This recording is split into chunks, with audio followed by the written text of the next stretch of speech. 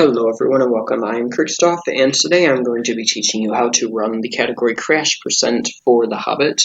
This is a fairly short category. I'm starting with Overhill and Underhill because the first few levels are basically just the same as the any percent route, but once you get to Overhill and Underhill, this is where the route changes. And I'm starting right at the beginning here so that I can prove my game isn't corrupted or anything. My game is just running normally. As you can see when it loads, there's a cutscene. We're going to start out and we're going to head this way. Now what we're going to want to do is, the first thing we're going to do is we're going to corrupt the game almost immediately, and the way we're going to do that is, it's going to go by pretty fast. But there's a text box that will play out here, and if you reset the game during a text box, not reset like press the reset button on your console, but reset like go into start, left, exit, and click yes.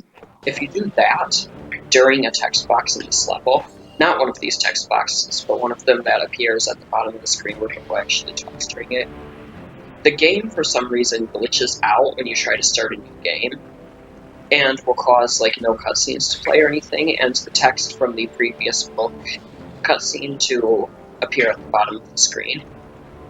So you'll see that here in a sec. I'm going to use this text box, and what I'm going to do is long jump into it, and as soon as the text box starts, which should be right before I get to the save pedestal, I'm going to quickly press start and exit the game as fast as I can. So let's go ahead and do that. And you can see I exited during the text box. Now what I'm going to do is I'm just going to press start, begin a new game, skip the cutscene here. And when I get to the next level, the game should be corrupted and the cutscene at the start should not even play, if you've done it right, which it's not terribly hard to do. You just have to reset while the text box is still there. But anyway, you can see no cutscene played, and it says at the bottom of the screen, in a hole in the ground to live to Hobbit. So now we're just going to head straight forward. Remember that no cutscenes play, so you don't accidentally try to skip something here. But we're just going to head through here. Since the cutscene doesn't play, this wall is still here, and the men are unable to have this fight. Now we just have to fight off all the goblins in this area, because the slow boost will do us no good since the cutscenes don't play. The goblins can be super annoying to fight, since the men aren't helping you. It will take a bit longer to fight them, probably. But yeah, just go ahead and fight them all off, like I'm doing. I'd recommend using your sword on the bigger goblins, because they can shield you, and doing jump attacks with your sword can knock the shield out of their hands, usually. Apparently it didn't work that time. There we go. And normally there would be a cutscene there, but in World Deload it doesn't play.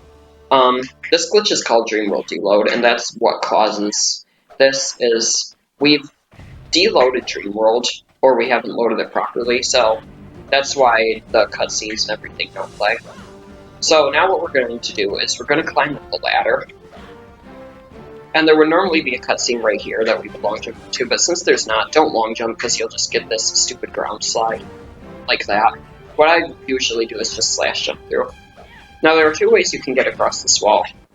You can either head up these steps like this, which is probably the slightly easier way, or if you line it up right, you can just kind of boost over, like that. And we're just going to kind of head this way. If you head toward this gap over here, there's just kind of a cutscene trigger that hits right here. Pretty easy to do. Now just skip that cutscene. And I'll come back for the next part, even though this part has already been pretty short. I'll come back for the next part just to kind of divide the tricks into different parts. So yeah, I'll see you guys next time for part 2.